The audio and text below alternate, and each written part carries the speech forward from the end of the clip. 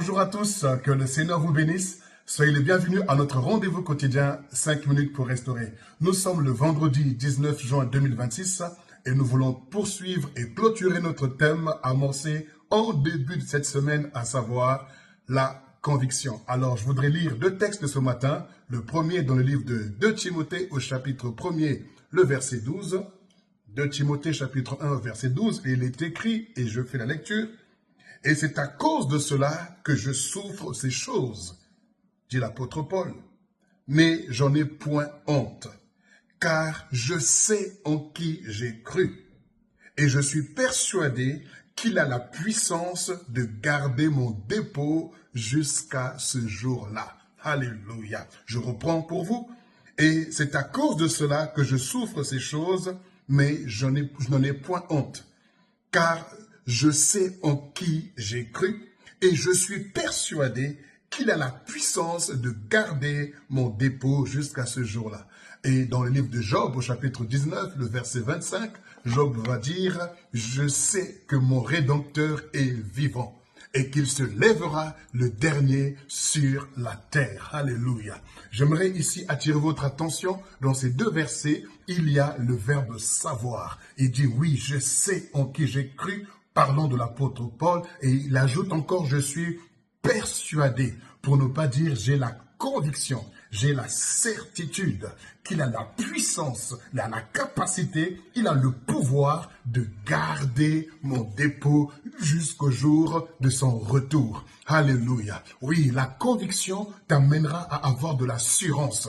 La conviction t'amènera à avoir des déclarations puissante et forte. La conviction t'amènera à parler comme une personne qui apparemment ne vit pas sur la terre et qui ne tient pas compte des réalités ou des événements ou de circonstances par lesquelles il ou elle peut passer. Quand tu as la conviction, tu sais que quelque chose va se passer. Tu ne crois plus, mais tu sais. Parce que croire, ça consiste à, tu ne savais pas que Dieu était capable de guérir, mais tu as exercé ta foi, tu as cru en ce Dieu-là et tu as vu que Dieu t'a guéri. À ce moment-là, tu ne vas plus croire que Dieu guérit, mais tu sauras, tu auras la conviction, tu auras la certitude que ton Dieu guérit. Oui, celui qui a de la conviction est une personne qui a expérimenté la grandeur, la puissance de son Dieu. Après avoir été convaincu par le Saint-Esprit d'abandonner toutes les mauvaises convictions que j'avais autrefois, parce que chaque homme sur la terre a ses convictions,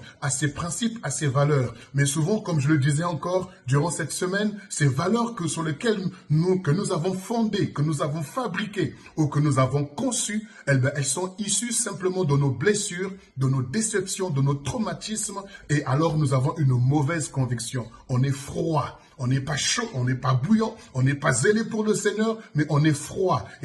Parce que tout simplement, j'ai une conviction, mais elle est froide. J'ai une conviction, mais elle est mauvaise. J'ai une conviction, mais elle est opposée à la conviction divine. Dès lors où tu te laisses convaincre par le Saint-Esprit, alors laisse-moi te dire que tu as de l'assurance, tu as de la conviction. Tu déclares et décrètes des paroles puissantes et elles se réalisent. Parce que le Seigneur a dit, si quelqu'un dit à cette montagne, ôte-toi de là et jette-toi dans la mer. Si la personne ne doute pas dans son cœur, si la personne est pleine de conviction, de certitude, ce qu'il a dit arrive. Oui, il y a des choses que tu ne vois pas l'aboutissement, il y a des choses dont tu ne vois pas l'aboutissement, tout simplement parce que tu les fais sans conviction. Tu as fait des choix sans conviction. Tu as fait des choses sans être sûr de les faire, mais simplement pour le bon plaisir des hommes. Mais laisse-moi te dire, aussi longtemps que tu vivras pour les autres, tu ne seras jamais épanoui. Il est temps que tu vives une conviction, des certitudes. Même quand tu as la conviction, même si tu fais des erreurs, mais tu sais que tu vas te relever. Parce que tu ne cherches pas à faire l'erreur, mais tu cherches à vivre la gloire ou la puissance et la grandeur de Dieu. Personne sur la terre ne peut faire des erreurs. Tous nous sommes sujets à des erreurs, mais tout est question de la conviction. quand tu es convaincu de ce que tu fais, même si tu fais une erreur, tu tireras des leçons pour t'améliorer et pour avancer, progresser et exceller. J'aimerais t'encourager à revoir ton système, ta conviction. Tout ce que tu fais, tu le fais en doutant, en hésitant, en tâtonnant, en reculant, en te posant des questions et tu es en train de perdre du temps. Mais ici, Paul dira, je sais en qui j'ai cru. Et Job dira, je sais que mon Rédempteur est vivant. Je sais que ma délivrance est certaine. Je sais que je ne resterai pas dans cette situation. J'en sortirai avec la puissance de Dieu. J'ai la conviction, je ne doute pas, je ne tâtonne pas, je n'hésite pas, je ne tourne pas en rond, je ne stagne pas, mais je perce, j'excelle parce que j'ai la conviction, j'ai la certitude que mon Dieu me visitera. Je suis persuadé que sa puissance a la capacité de me libérer et de changer ma situation. Oui, c'est ça la conviction. Et cette conviction, car la foi est une ferme assurance et une ferme conviction des choses qu'on espère et une démonstration de celles qu'on ne voit pas. Que le Seigneur te bénisse. Je te souhaite de passer une excellente journée et un merveilleux week-end dans la présence de Dieu au nom puissant de Jésus. Et toi qui fêtes ton anniversaire en ce jour, joyeux anniversaire et que tu sois bâti dans la conviction divine au nom de Jésus. Shalom et à la semaine prochaine pour un nouveau thème.